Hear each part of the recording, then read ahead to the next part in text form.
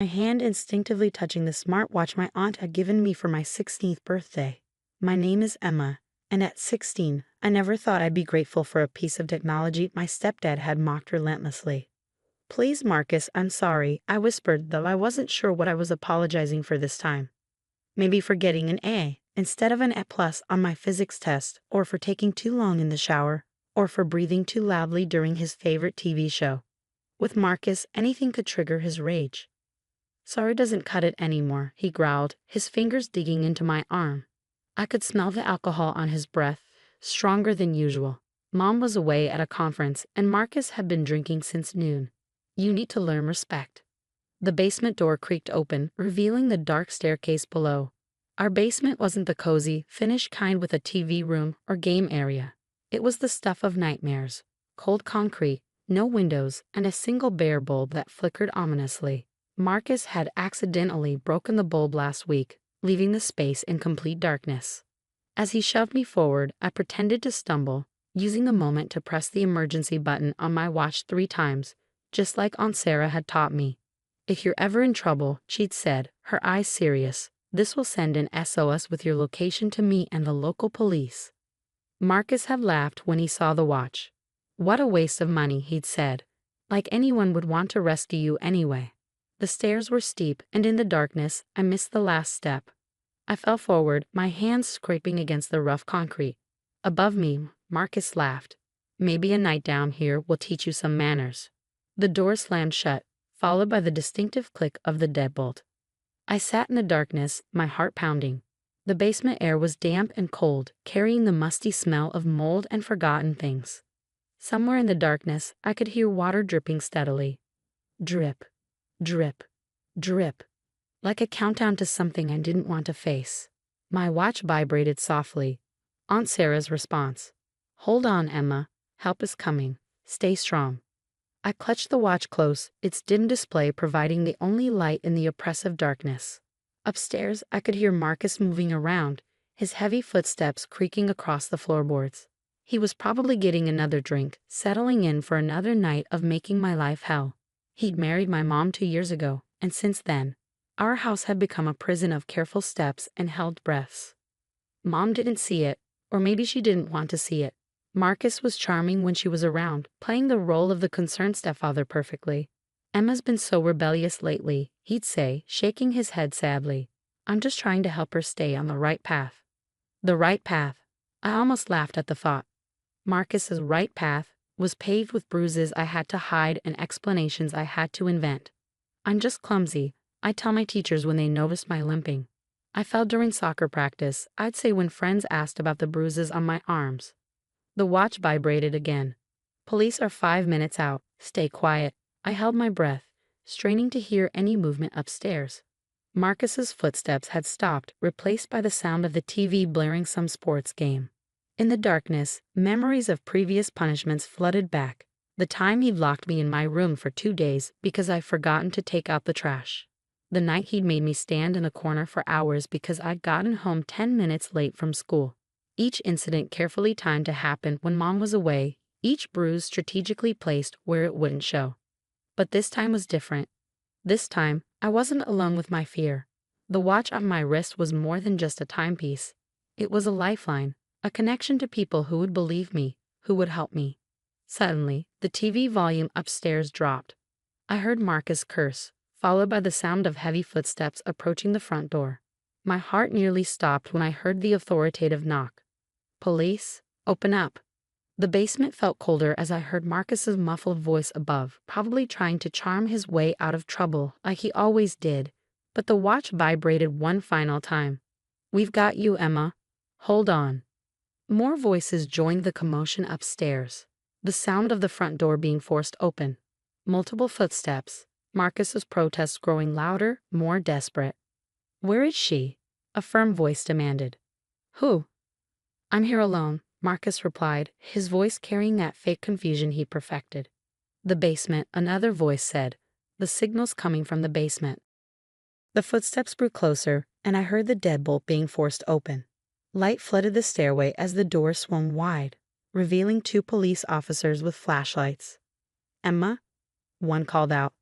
"Are you down there?" Yes, I answered, my voice shaky but clear. I'm here. The next few hours passed in a blur of lights, questions, and concerned faces. The police officers helped me up the stairs, documenting every bruise, every scrape. In the harsh light of our living room, I saw Marcus handcuffed on the couch, his face twisted with rage. She's lying, he spat. She's just a troubled kid who locks herself in the basement for attention. Ask her mother. But this time, his words couldn't hurt me. One of the officers, a kind-faced woman named Officer Torres, was already scrolling through my watch's history. The device had been quietly collecting data for months, set in spikes in heart rate coinciding with Marcus's disciplinary sessions. Timestamps of previous basement incidents, even audio clips automatically recorded when my distress levels peaked. Smart girl, Officer Torres murmured, looking at me with understanding eyes. You've been documenting everything, haven't you? I nodded, thinking of Aunt Sarah's insistence when she gave me the watch. It's not just for emergencies, she'd said. It's for truth-telling. The paramedics arrived next, checking me over in the ambulance while Marcus was escorted to a police car. As they treated my scrapes and documented my older injuries, my watch buzzed again. Aunt Sarah, I'm on my way. You're safe now, sweetheart. You're so brave. At the hospital, more questions came. Child services arrived, taking detailed notes as I finally let out 2 years of carefully guarded secrets. The nights locked in various rooms, the accidents that weren't accidents, the carefully constructed lies I'd been forced to tell. Why didn't you tell anyone sooner? The social worker asked gently. I thought about Mom, about how happy she'd seemed with Marcus at first, how she'd finally smiled again after years of struggling as a single parent. I didn't want to ruin everything, I whispered, and I didn't think anyone would believe me. The evidence on your watch is pretty convincing, Officer Torres said, still reviewing the data. Multiple incidents of elevated stress patterns, consistent with your timeline of abuse. Audio recordings of threats. Even GPS data showing you confined in various locations around the house. My aunt arrived like a whirlwind of protective energy, wrapping me in a fierce hug that smelled of her familiar lavender perfume. I knew something was wrong, she said, her voice thick with emotion. I could feel it every time I visited, but your mother. Where is Mom? I asked, suddenly realizing she hadn't been mentioned in all the chaos. They're trying to reach her at the conference, Aunt Sarah explained, her face hardening slightly. She's not answering her phone. The hospital decided to keep me overnight for observation, though my injuries weren't severe. Aunt Sarah stayed with me, setting up camp in the uncomfortable hospital chair despite my protests. I'm not leaving you alone again, she said firmly. I should have pushed harder when I suspected something was wrong. Should have done more than just give you that watch. The watch was enough, I told her, touching the device that had become my silent protector. It gave me proof, made me feel less crazy when he'd tell me I was imagining things. Around midnight, Mom finally arrived, her face pale and shocked. She rushed to my bedside, tears streaming down her face. Emma, baby, I had no idea. I'm so sorry, I should have seen it, should have known. I wanted to be angry with her, wanted to scream about all the times I tried to hint at what was happening. But looking at her devastated face, I saw what Marcus had stolen from both of us. Trust, security, peace in our own home. Mrs. Sullivan. Officer Torres interrupted gently, we need to discuss some things. Your daughter's watch has provided extensive evidence of ongoing abuse. There will need to be an investigation. Mom's face crumpled further, but she straightened her shoulders. Of course. Whatever you need. Emma comes first now. She should have always come first. As they talked in the hallway, Aunt Sarah squeezed my hand. You know what happens now, right? I nodded, feeling oddly lighter despite everything. He can't hurt us anymore. Not just that, she said, a small smile playing on her lips. That watch, it did more than save you from the basement. Every piece of evidence it collected, every recording it made, it's building a case that he can't charm his way out of. Your stepdad's going to learn that technology isn't so stupid after all. For the first time in 2 years, I felt myself really smile. Marcus had always been so confident in his ability to manipulate situations, to make people see what he wanted them to see, but he'd underestimated both me and the simple device he'd mocked so often. As I drifted off to sleep that night, my watch buzzed one more time. A message from Officer Torres. Evidence review complete. Arrest warrant formalized. He won't be getting out on bail. You can rest easy now." I closed my eyes, finally feeling safe. Tomorrow would bring more questions, more challenges, more healing to do. But tonight, in his hospital room with my aunt's steady presence beside me, I knew one thing for certain. Sometimes the smallest things, like a watch given with love, can break the biggest chains. 6 months later, I sat in the courtroom, my watch still securely fastened to my wrist as Marcus's sentencing hearing began. The past months had been a journey of healing, therapy sessions, and rebuilding trust with Mom. We'd moved in with Aunt Sarah temporarily, our old house holding too many dark memories. The prosecutor had built an airtight case, largely thanks to the evidence from my watch. What Marcus hadn't known was that the device had been systematically backing up everything to a secure cloud server.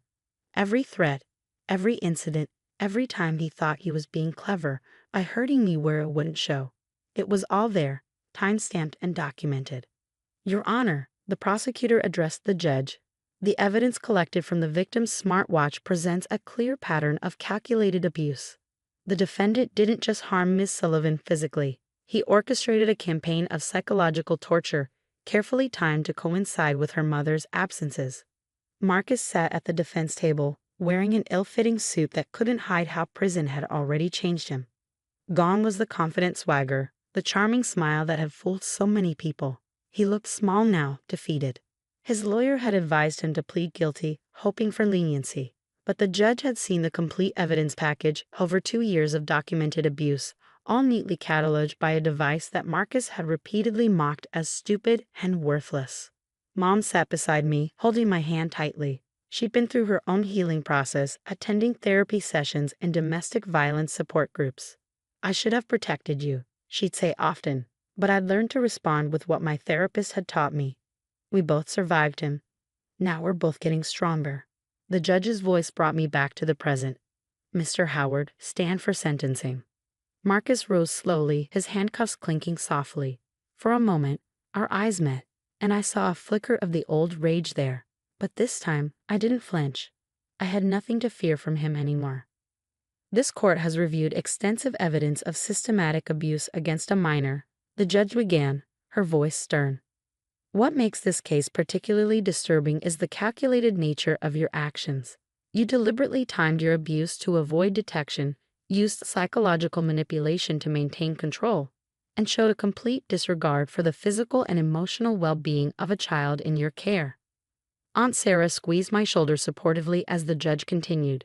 "The evidence provided by the victim's smartwatch has given this court an unprecedented look into the pattern of domestic abuse. This technology, which you repeatedly belittled, has become your undoing." The sentence came down hard, 15 years, with no possibility of parole for at least 10. As Marcus was led away, he turned one last time, his face twisted with hatred. But his expression changed to confusion when he saw me smiling. I held up my wrist, making sure he saw the watch that had ended his reign of terror. It wasn't the same one. Aunt Sarah had bought me a newer model after the police kept the original as evidence. But it represented the same thing: freedom, safety, and the power of being believed. Outside the courthouse, reporters waited with cameras and questions. My story had gained attention, not just because of the abuse, but because of how it was discovered. Tech magazines wanted to interview me about using smart devices for personal safety. Domestic violence organizations reached out about incorporating similar technology into their protection strategies. "How does it feel?" one reporter asked, "knowing your watch helped bring your abuser to justice?" I thought carefully before answering. It feels like validation. For every kid who's ever tried to tell someone about abuse and wasn't believed. Technology can't lie or be charmed. It just tells the truth. Mom and I moved into our own apartment a month after the sentencing. It's a small place, but it's ours, filled with sunlight and new memories. My watch sits on its charger by my bed each night, no longer needed for protection but kept as a reminder of survival. I started a blog about my experience helping other teenagers understand how technology can be used for safety. Sometimes I get messages from kids in similar situations, and I always tell them the same thing: document everything. Truth has power, and nowadays, we have more ways than ever to prove it. Last week, I received a letter from Officer Torres. She's been using my case as a training example for other officers, teaching them about modern tools for detecting domestic abuse. Your story has already helped save 3 other kids, she wrote. Your courage didn't just save yourself. As I sit here now, wearing my watch and writing this story, I think about how Marcus never understood what real strength looks like. He thought power came from fear and control. But real power, it comes from survival, from speaking truth, from using whatever tools you have to fight back. My watch shows 3:47 p.m. It's just a normal Tuesday afternoon now. No fear, no hiding, no holding my breath when I hear footsteps. Just the quiet tick of time moving forward, marking each moment of freedom I've earned, 1 second at a time.